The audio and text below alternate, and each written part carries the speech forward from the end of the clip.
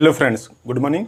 आज के इस वीडियो में बात करते हैं कि जो वाइटल फोर्स है यानी शरीर की जो जीवनी शक्ति है उसका नेचर क्या है और किस तरह से बीमारियों से वाइटल फोर्स खुद रजिस्ट करता है और बीमारियों को ठीक करने का प्रयास करता है।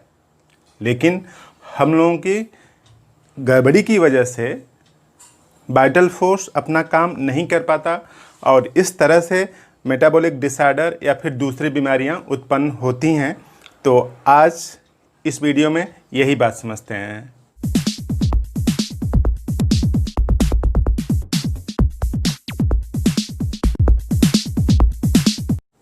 तो देखिए, जितने भी मेटाबॉलिक डिसऑर्डर वाली डिजीज़ेज़ हैं उनके उत्पन्न होने के लिए हम लोगों की लाइफस्टाइल और दिनचर्या ही रिस्पॉन्सिबल होती है। तो अगर हम लोग कुछ समझ लें कि जो वाइटल फोर्स है वो किस तरह से बिहेव करता है तो थोड़ी आसानी होगी। आज इस वीडियो में यही समझने की कोशिश करते हैं कि जो वाइटल फोर्स है उसका नेचर कैसा होता है, किस तरह से वो अपने एडवर्स इम्पैक्ट को रजिस्ट करती है या एडवर्स या दुष्प्रभाव को कैसे ख़त्म करने की कोशिश करती है। तो देखिए, यहाँ पे 3 फिगर दिख रहे हैं इस तरह से। एक टब जैसा है, इसमें गर्म या गुनगुना पानी भरा है और दूसरा यहाँ पे ठंडा पानी है। यहाँ पे एक पैर जैसा बना हुआ है और पत्थर से स्ट्राइक कर जाता है। तो इन्हीं 3 एग्जाम्पल की सहायता से हम लोग समझने की कोशिश करते हैं। तो स्टार्ट करते हैं। तो देखिए, जो गर्म पानी है इसमें गर्म पानी गुनगुना पानी है इस तरह से। अब आप करिए क्या, इसमें लगभग 5 मिनट हाथ डुबोइए इसमें। एक्सपेरिमेंट आप अपने घर पे कर सकते हैं। 5 मिनट हाथ डुबो दीजिए, उसमें डुबोए रखिए। इसके बाद हाथ को निकाल लीजिए, हाथ को बाहर कर लीजिए। अगले 10 मिनट बाद देखेंगे, हाथ जो है ठंडा हो जाएगा। करके देखिए घर पे। सिंपल सा, कुछ ज़्यादा नहीं करना है। एक छोटा सा टब ले लीजिए, मग ले लीजिए, कुछ भी ले लीजिए, उसमें गर्म गुनगुना पानी भर लीजिए। तेज़ गर्म नहीं करना है, बस गुनगुना पानी रहे। उसमें 5 मिनट हाथ अंगुली कुछ भी डुबोए रखिए। उसके बाद 5 मिनट बाद उसमें से निकाल लीजिए। निकालने के बाद देखेंगे लगभग 10 मिनट बाद वो हाथ क्या हो जाएगा, ठंडा हो जाएगा। तो सोचिए, ठंडा कौन कर रहा है? ठंडा किसने किया? उसको वाइटल फोर्स ने किया ना। तो और दूसरा एग्जांपल देखिए, यहाँ पे ठंडा पानी है ना, ठंडा पानी है। फिर उसी तरीके से इसमें आप 5 मिनट के लगभग हाथ डुबोए रखिए। इसमें 5 मिनट हाथ डुबोए रखिए। उसके बाद फिर हाथ बाहर निकाल लीजिए, हाथ बाहर निकालिए। फिर उसके बाद 10 मिनट बाद देखेंगे उसी हाथ को जिसको इस ठंडे पानी में डुबोया गया था वो गर्म हो जाएगा दूसरे की तुलना में। यानी जिस हाथ को आपने ठंडे पानी में डुबोया था 5 मिनट, उसके बाद उसको निकाल लिया। निकालने के 10 मिनट बाद देख रहे हैं कि टच कर रहे हैं, दूसरे हाथ से टच कर रहे हैं, तो हाथ कैसा लग रहा है? गर्म लग रहा है। तो इसका मतलब क्या हुआ कि इसको गर्म कौन किया? वाइटल फोर्स ने।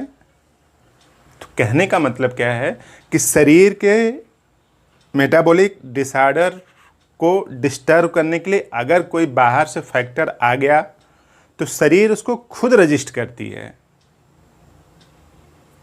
और उस इफेक्ट को निष्प्रभावी करने की कोशिश करती है। अधिकतर केस में कर ले जाती है, कुछ केस में जब नहीं कर पाती है तभी बीमारियां उत्पन्न होती हैं। तीसरा एग्जांपल ले लीजिए। जैसे मान लीजिए कि आप जा रहे हैं कहीं पे, किसी से बात करते हुए फ़ोन पे या कहीं कैसे भी जा रहे हैं और आप चप्पल पहने हुए हैं, जूता नहीं पहने हुए हैं, चप्पल पहने हुए हैं इस तरह से, या फिर नंगे पाँव जा रहे हैं ना। कोई छोटा सा पत्थर है, उससे ठोकर लग जाती है। तो देखिए, जैसे पत्थर है यहाँ पे, इस पर ठोकर लगता है तो इससे क्या बढ़ता है? प्रेशर बढ़ता है। तो यहाँ पे क्या होने लगता है, दर्द होने लगता है।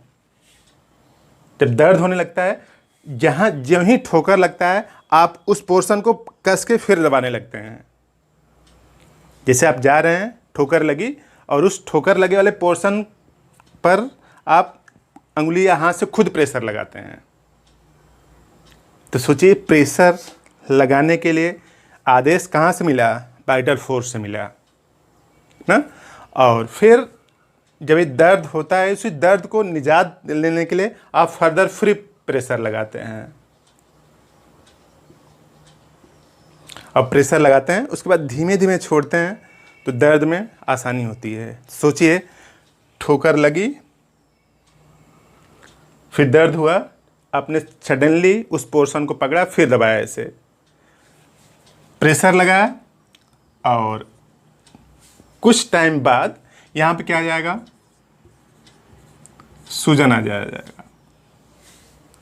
यानी एडवर्स इम्पैक्ट के कारण बॉडी पर प्रेशर पड़ा तो वहाँ के टिश्यू एकदम पास पास आ गए होंगे। सोचिए, यहाँ पे ऐसे यहीं इससे स्ट्राइक करता है तो इस पैर के जो टिश्यू हैं, जो कोशिकाएं हैं, प्रेशर की वजह से पास पास आ गई होंगी ना।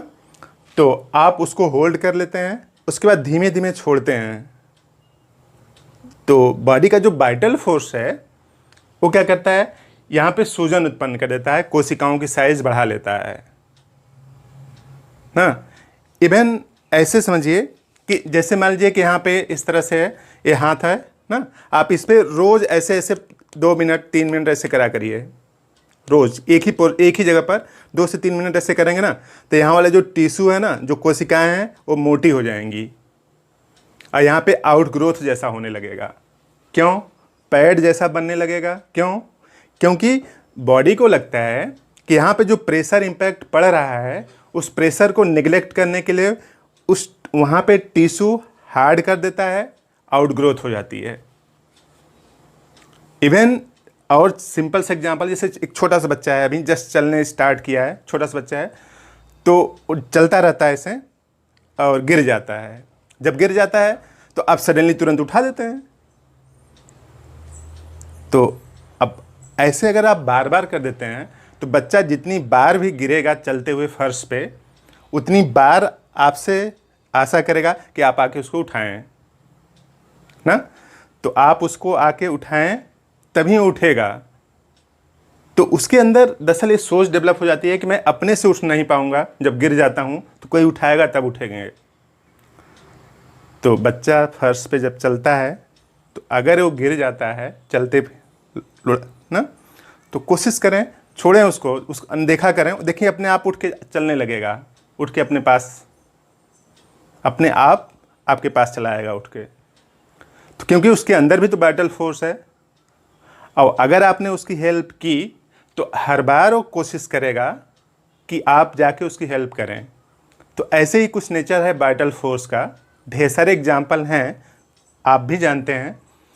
और तो कहने का मतलब क्या है कि जो शरीर है उसके अंदर जो वाइटल फोर्स है उसको मौका देना चाहिए कि जो बाहर से एडवर्स प्रभाव पड़ रहा है बॉडी पर, बॉडी उससे खुद रजिस्ट करे।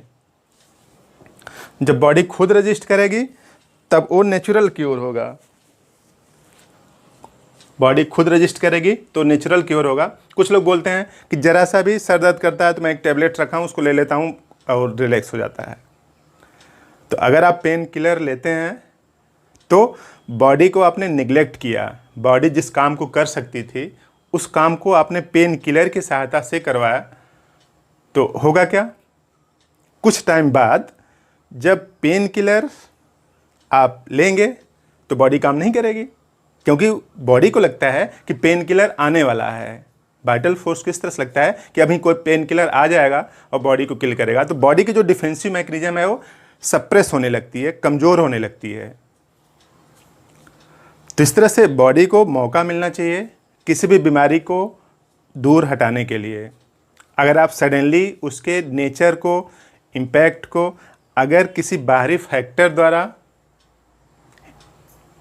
अवरोधित करते हैं तो बॉडी अपना प्रोसेस नॉर्मल तरीके से नहीं करेगी। स्पॉन्टेनियस प्रोसेस ऐसे प्रोसेस हैं जो बिना किसी एक्सटर्नल असिस्टेंस के प्रोसीड करते हैं। तो बॉडी के अंदर जो जितने भी प्रोसेस हैं सब स्पॉन्टेनियसली हो जाते हैं, उसको करना नहीं पड़ता, बॉडी खुद करती है।